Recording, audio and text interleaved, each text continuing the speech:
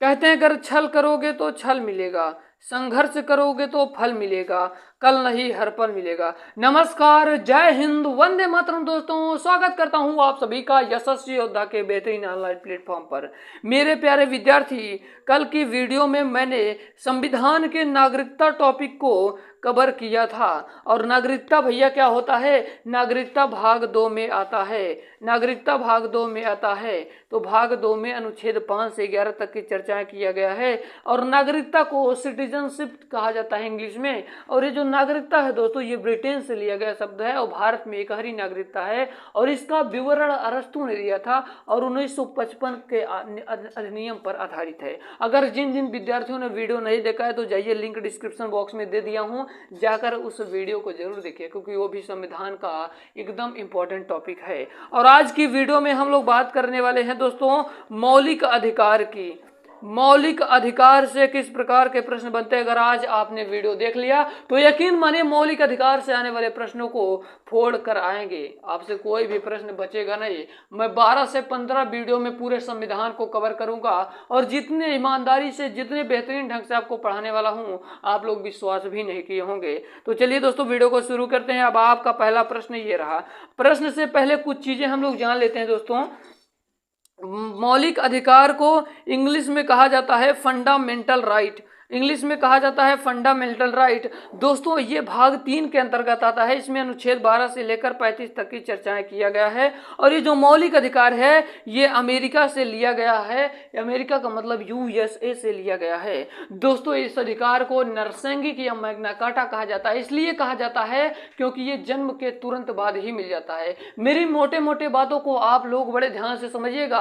आप मोबाइल को थोड़ा दूर रखिए और कॉपी कलम को निकाल कर एक एक पॉइंट को लिखिए कि इसको नरसंगिक कहा जाता है और मैग्ना कार्टा कहा जाता है। ये अमेरिका से लिया गया है। मूल अधिकार को अनुच्छेद 12 से 35 के अंतर्गत रखा गया है। ये भाग 3 के अंतर्गत आता है। और भाग 2 को नहीं देखा है तो जाकर देख लीजिए, नागरिकता है दोस्तों।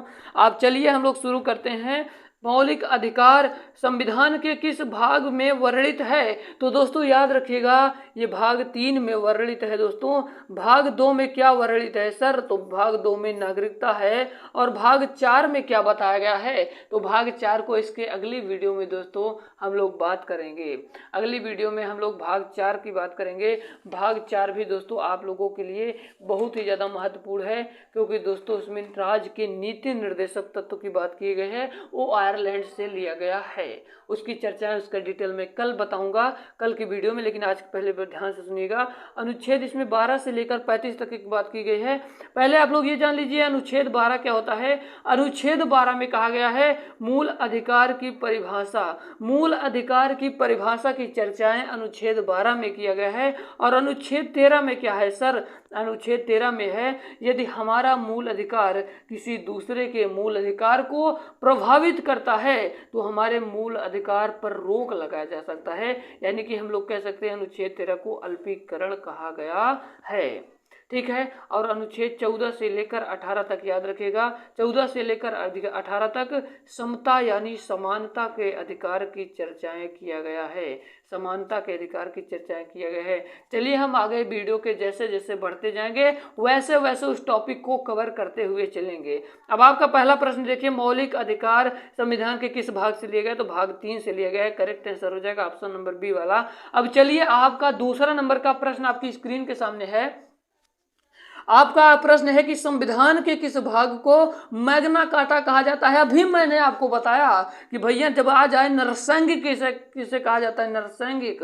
संविधान के किस भाग को नरसंगिक कहा जाता है या मैग्ना कार्टा कहा जाता है। तो मेरे प्यारे विद्यार्थी याद रखिएगा, किस भाग को? भाग 3 को कहा जाता है। इसे क्यों कहा जाता है? क्योंकि ये जन्म के बाद ही मिल जाता है। मोटे मोटे तौर पर आप लोग समझ ही गए होंगे। अब चलिए अब आपके अगले प्रश्न की ओर। 3 नंबर का प्रश्न कह रहा है कि मूल अधिकार को सर्वप्रथम किस देश ने संवैधानिक मान्यता प्रदान की। तो मेरे प्यारे प्यारे विद्यार्थी याद रखिएगा, ये जो क्या भैया मूल अधिकार को सर्वप्रथम किस देश ने संवैधानिक मान्यता प्रदान की। तो मेरे प्यारे विद्यार्थी याद रखिएगा, अमेरिका। मैंने जो स्टार्टिंग में बता दिया ना, याद रखिए ये सभी पॉइंट आप सभी के लिए एक एक इम्पॉर्टेंट पॉइंट है। अब आपका अगला प्रश्न आपके सामने ये कह रहा है कि भारत नागरिकों को मौलिक अधिकार का वर्णन है।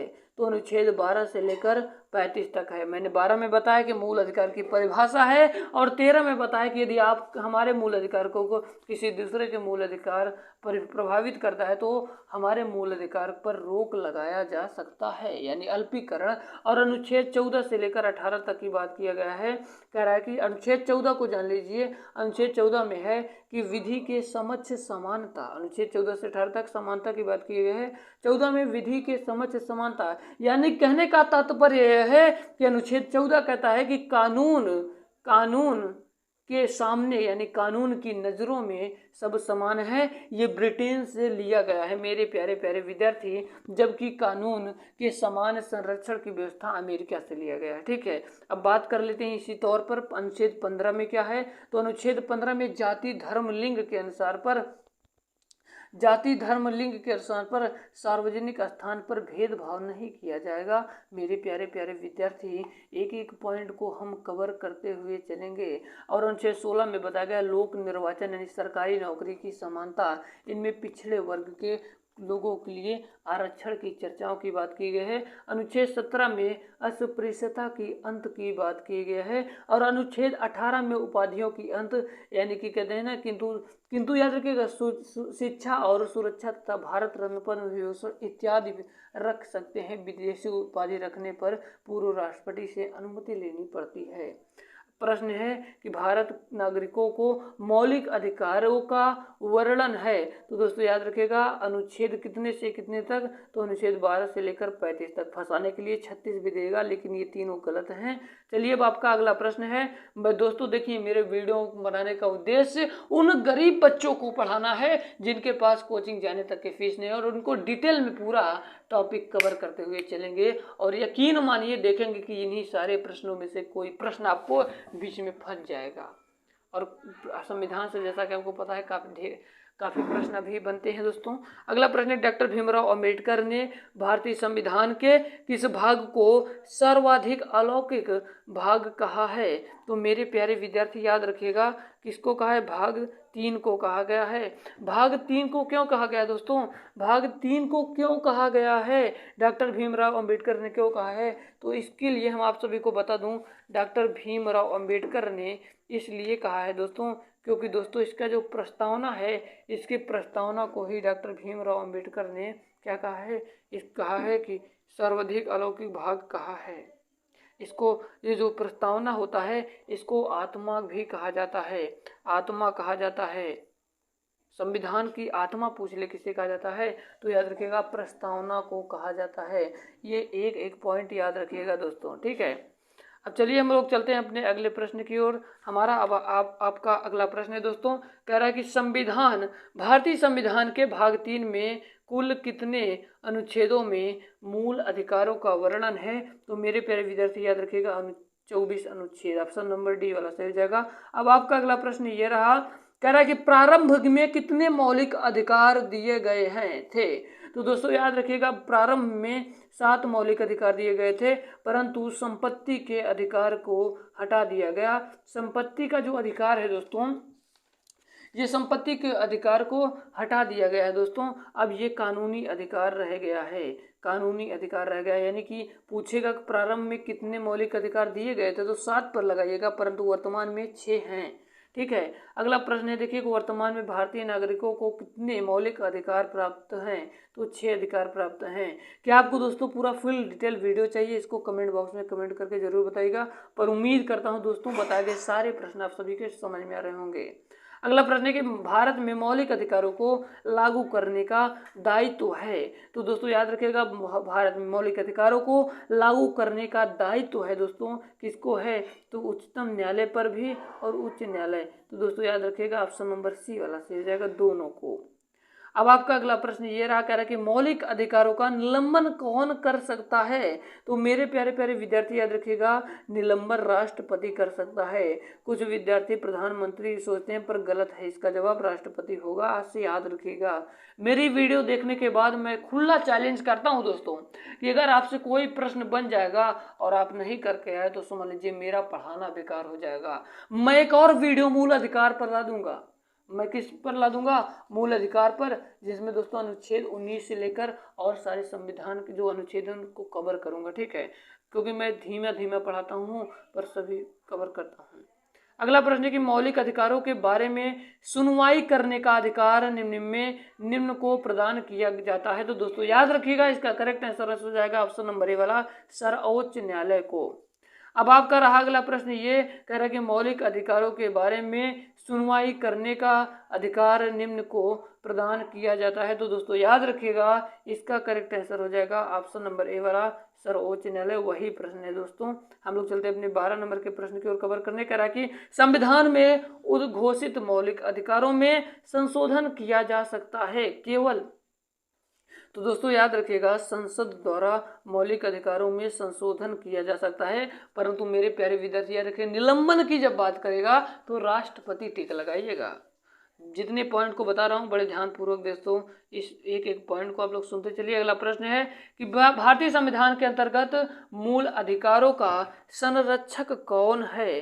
तो दोस्तों याद रखिएगा, संरक्षक कौन है, न्यायपालिका संरक्षक है। ऑप्शन नंबर सी वाला सही हो जाएगा। अब आपका अगला प्रश्न ये रहा दोस्तों। अब हम लोग चलते हैं अपने अगले प्रश्न की ओर। हमारा अगला प्रश्न कह रहा है कि मूल अधिकारों पर आवश्यक प्रतिबंध लगाने का अधिकार किसको है। तो दोस्तों याद रखिएगा, इसका राइट आंसर हो जाएगा ऑप्शन नंबर बी वाला, संसद को है। 15 नंबर का प्रश्न कह रहा है कि मूल अधिकारों को परिवर्तित करने की शक्ति प्राप्त है। तो दोस्तों याद रखिएगा, किसको प्राप्त है, उच्चतम व उच्च न्यायालय को। 16 नंबर का प्रश्न कह रहा है कि समानता का अधिकार भारतीय संविधान के किस 5 अनुच्छेदों में दिया गया है। तो दोस्तों याद रखिएगा, अनुच्छेद 14 से 18 तक अभी आपको बताया था समानता का अधिकार की चर्चा किया गया है।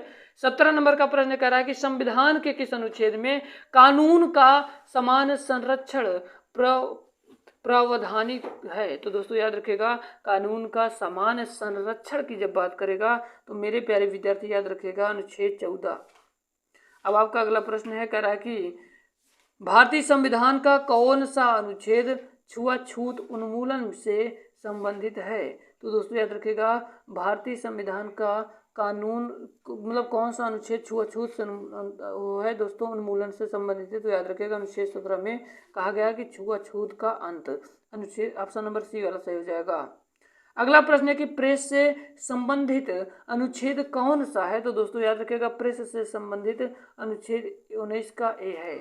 अब अनुच्छेद 19 का ए को भी जान लीजिए, क्योंकि ये सारे सभी इंपॉर्टेंट है। अनुच्छेद 19 है भैया, अनुच्छेद 19 से 22 तक इसका स्वतंत्रता के अधिकार की चर्चा किया गया है।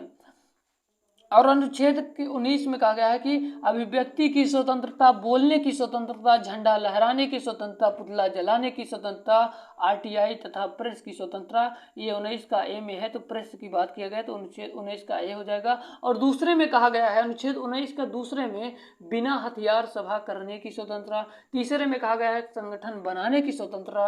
चौथे में कहा गया है कि बिना रोक टोक चारों ओर घूमने की स्वतंत्रता।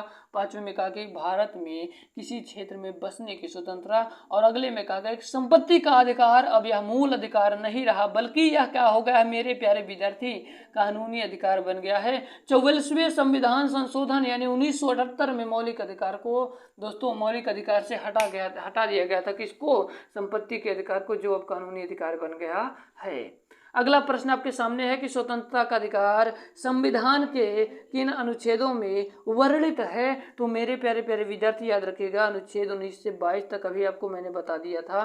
तो दोस्तों याद रखिएगा, अनुच्छेद 22 में वर्णित है। ऑप्शन नंबर बी वाला सही हो जाएगा।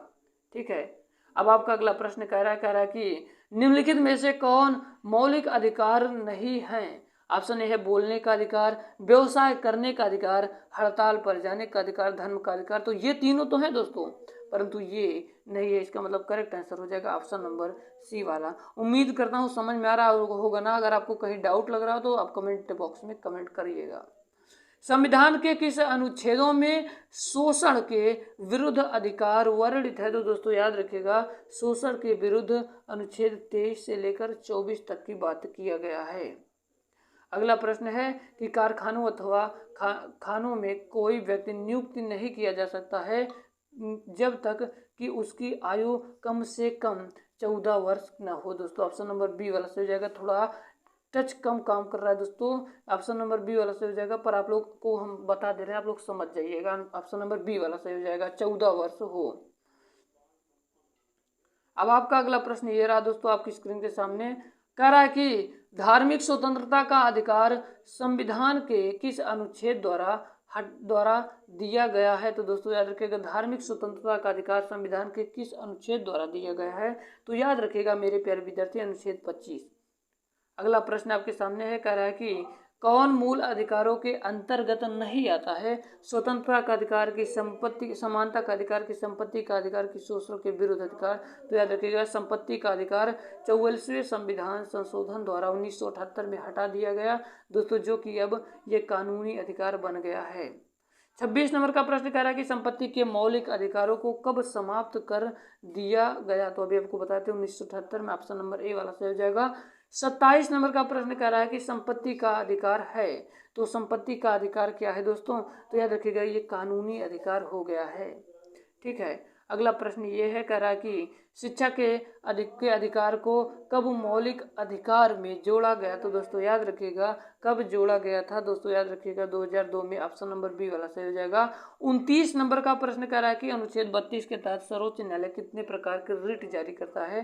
तो 5 प्रकार के रिट जारी करता है, यानी कि आदेश जारी करता है। दोस्तों अगला प्रश्न है कि संविधान के अनुच्छेद 17 और 18 में व्यवस्था है। तो किस चीज़ की व्यवस्था है दोस्तों, याद रखिएगा सामाजिक समता की। उम्मीद करता हूँ आज की वीडियो बहुत ज़्यादा पसंद आई होगी दोस्तों। अगर आपको पसंद आए तो दिल से वीडियो को लाइक कर दीजिएगा और चैनल को सब्सक्राइब कर दीजिएगा। और आप इस मेहनत के लिए दोस्तों उन भाई बहन तक जरूर शेयर करिएगा जिनके पास आज कोचिंग तक के फीस नहीं है, क्योंकि हम उन्हीं के लिए बेहतरीन शिक्षा प्रोवाइड कर रहे हैं निःशुल्क, जो कि है आपको दोस्तों हम बिल्कुल बेहतरीन ढंग से ऐसे ही पढ़ाते चलेंगे। चलिए हम दोस्तों मूल अधिकार पर भी एक वीडियो और ला देंगे, बचे सारे प्रश्नों को हम क्लियर कवर कर देंगे। मिलते किसी नए वीडियो में, तब तक के लिए जय हिंद, वंदे मातरम, बाय बाय।